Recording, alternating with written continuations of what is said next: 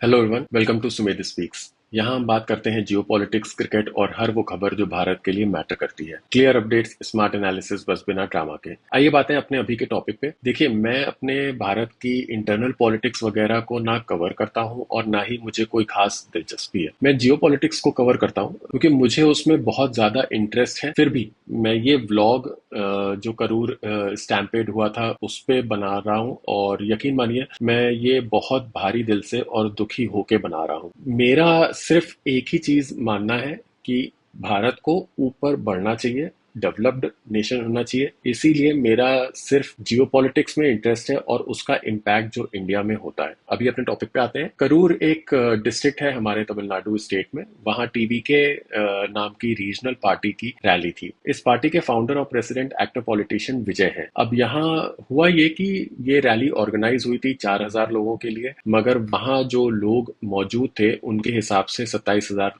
लोग अटेंडेंस में आ गए थे, जो ऑब्वियसली बहुत बहुत ज्यादा है। रैली में गाड़ियों को जगह देने के लिए लोगों को पीछे किया गया, और क्योंकि वहां पर कोई जगह ही नहीं थी इसीलिए स्टैम्पेड हो गया। इस दुखद हादसे में 41 लोग मारे गए हैं और लगभग 60 लोग इंजर हुए हैं। आप लोगों को याद होगा, ऐसा ही कुछ बैंगलोर में भी हुआ था आईपीएल जीतने के बाद, आरसीबी की विक्ट्री रैली में। फिर महाकुंभ के टाइम भी हुआ था प्रयागराज में। मैंने इंटरनेट पे काफी ढूंढने की कोशिश करी कि क्राउड मैनेजमेंट का कोई कोर्स होता है क्या, चाहे वो एमबीए के टाइम पे हो या ग्रेजुएशन के टाइम पे हो।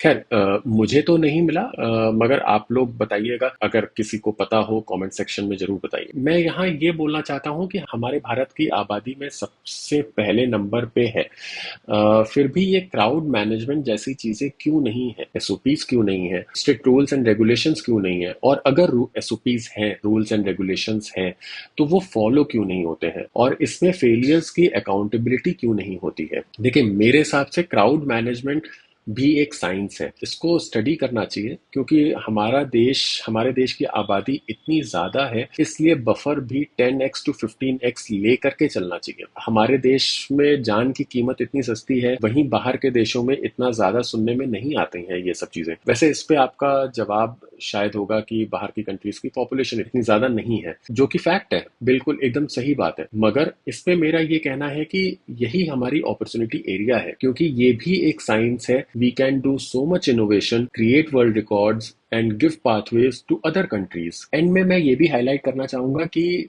जिम्मेदारी हमारी एज सिटीजन्स भी बनती है। ऑब्वियसली प्रशासन की, जो ऑर्गेनाइजर्स हैं, उनकी तो बनती ही बनती है अकाउंटेबिलिटी, मगर citizens, being citizens of this country which is India, हम लोगों की भी बहुत सारी ये जिम्मेदारियां बनती हैं कि we need to be aware of those SOPs, rules and regulations. In fact सबसे ज्यादा जरूरी चीज है रूल्स एंड रेगुलेशंस की इज्जत करें, उसका पालन करें। आप लोग अपने व्यूज कमेंट सेक्शन में जरूर बताइए कि आप लोग इस सब्जेक्ट पे क्या सोचते हैं। Thank you for watching. Please like, share and subscribe.